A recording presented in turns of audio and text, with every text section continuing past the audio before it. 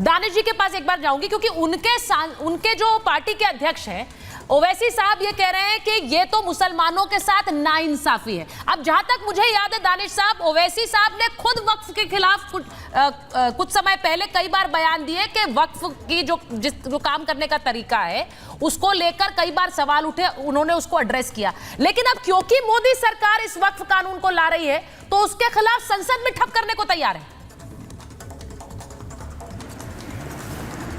देखिए, सबसे पहले तो मैं आपको एक बात बता दूं कि जो पूरे देश में नैरेटिव चलाया जा रहा है, वक्फ अपने आप में किसी को एक सेंटीमीटर भी जगह किसी को नहीं दी। वक्फ है क्या, मैं आपको समझा दूं और पूरे देश के और आपके जो भी व्यूअर्स हैं वो भी समझ लें कि वक्फ क्या है। वक्फ एक यूनाइटेड चीज है और जिसके अंदर ने अलग अलग लोगों के ट्रस्ट बने हुए हैं। जैसे मेरा ट्रस्ट है तो मैंने वक्फ में सबमिट किया, शायद अगर वो मस्जिद है तो, दरगाह है तो, या अगर कोई जगह है तो। अब रह गई बात रिलीजियस मामलों की, तो एक नैरेटिव ये बनाया जा रहा है कि ट्राइब्यूनल में ही जाना पड़ेगा। तो ट्राइब्यूनल जो है वो जुडिशरी का एक सिस्टम का हिस्सा है, ये स्पेशल कहीं मक्का या मदीने में या किसी मस्जिद में नहीं चल रहा है। तो ये जो नैरेटिव बनाने की कोशिश भारतीय जनता पार्टी कर रही है, पहले तो इससे बाहर निकलने की जरूरत है। दूसरा नंबर की बात, अगर 1 लाख हो चाहे 10 लाख चौरस मीटर हो, या सुनिए दानिश साहब, आपने कहा ये नैरेटिव बनाया जा रहा है। मेरे साथ विष्णु जी भी हैं, विष्णु जी को भी जरा स्क्रीन पे ले आइए। आपने कहा नैरेटिव बनाया जा रहा है, क्या ये सही नहीं है कि इस कानून के मुताबिक अगर कोई प्रॉपर्टी वक्फ बोर्ड कह दे हमारी है तो जिस व्यक्ति की वो प्रॉपर्टी है उस पर ये ओनस है कि वो प्रूव करे कि ये उसकी है। वक्फ नहीं ये नहीं बताएगा, वो नहीं बताएगा कि उसकी कैसे हो गई है प्रॉपर्टी। ये जिसकी प्रॉपर्टी है वो बोलेगा, वो बताएगा, वो प्रूफ देगा कि भाई ये तो मेरी जमीन है। अब मुझे बता दीजिए विष्णु जी, मैं आपके पास वापस आ रही हूं दानिश जी, लेकिन विष्णु जी मुझे बता दीजिए द्वारका के जो कृष्ण नगरी है वहां के 2 द्वीप वक्फ के कैसे हो गए? वहां हरियाणा में यमुना नगर में गुरुद्वारा है, उसकी जमीन भी वक्फ की दावा कर रहे हैं। वो मंदिर 1500 साल पुराना है, इस्लाम से पहले का, वो भी कह रहे हैं हमारा है। देखिए सुचरिता जी, लॉ में एक कहावत है, power corrupts and absolute power corrupts absolutely. अगर आप किसी को असीमित अधिकार देंगे तो इस तरह का दुरुपयोग तो होना ही था।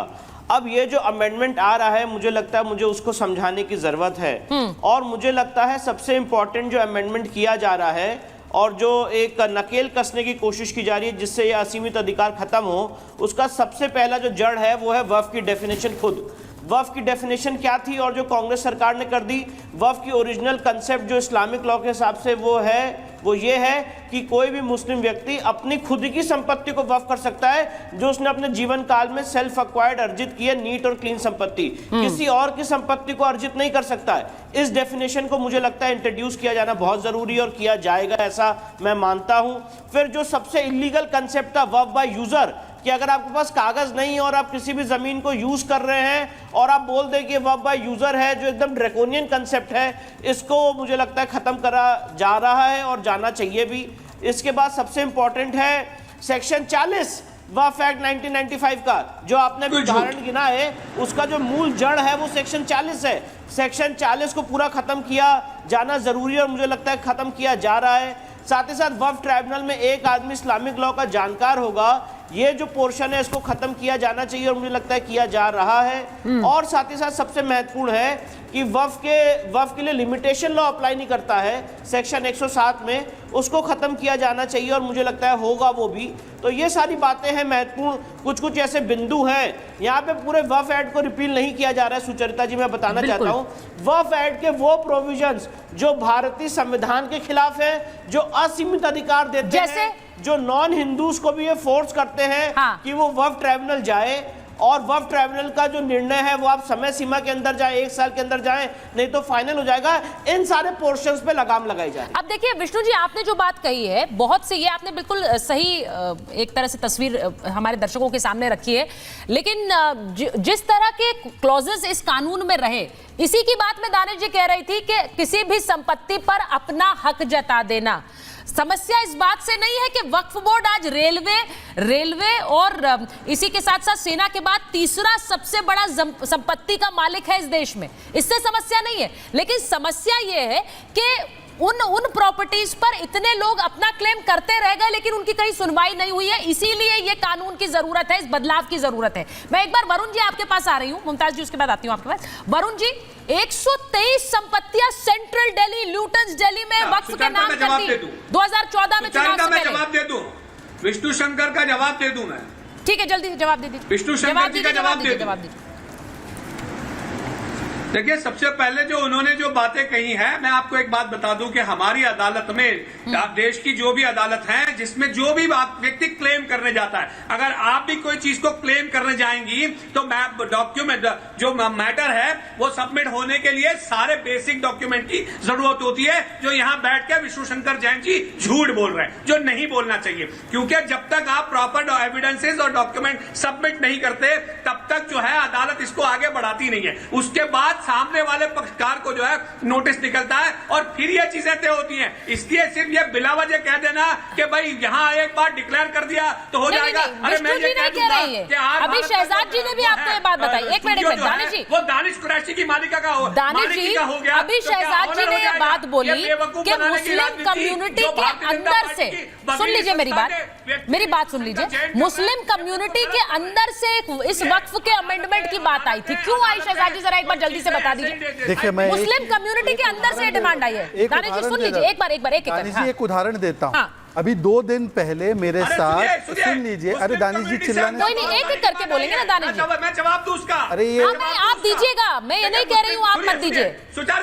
नहीं, 1 सेकंड, नहीं, आपको मैंने 10 सेकंड दिए। अभी 1 मिनट शहजाद जी बोले, उसके बाद आप आती हूँ। हाँ, बोलिए। जो पूरे देश के प्रमुख दरगाह की कमेटी है, ऑल इंडिया सजादा नशीन काउंसिल, उसके अध्यक्ष सैयद नसरुद्दीन चिश्ती, उनके साथ देश की प्रमुख दरगाहों के लोग आकर किरण रिजिजू के साथ बैठे और उन्होंने कहा कि सबसे ज्यादा अगर संपत्ति पर अतिक्रमण होता है तो हमारी संपत्ति है। हमारी संपत्ति को वक्फ बोर्ड बोलता है ये वक्फ की जमीन है, छोड़ दो इसको और हम क्लेम कर लेते हैं।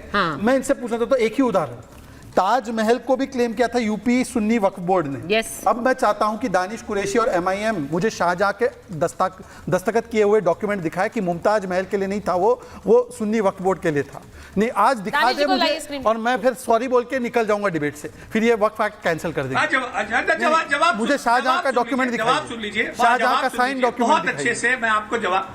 अरे सुनिए, नहीं, मुमताज के लिए नहीं था, आपके लिए था, बताइए। मुमताज महल, इंतजार करिए, तो तसल्ली से सुन लीजिए, तसल्ली से सुन लीजिए। बोलिए। देखिए, बहुत सारी बातें सुचारिता जी, शहजाद भाई ने बात करी कि मुसलमानों ने ये क्लेम कर दिया, मुसलमान नहीं, मुसलमान आज 4 साल हो गए, 3 साल हो गए। सुनिए, देखिए, मुसलमान is not equal to Waqf board. मत करो, अब सुनने का मामला रखो। मुसलमान कहाँ बोला मैंने? कह दिया, अब ठीक है,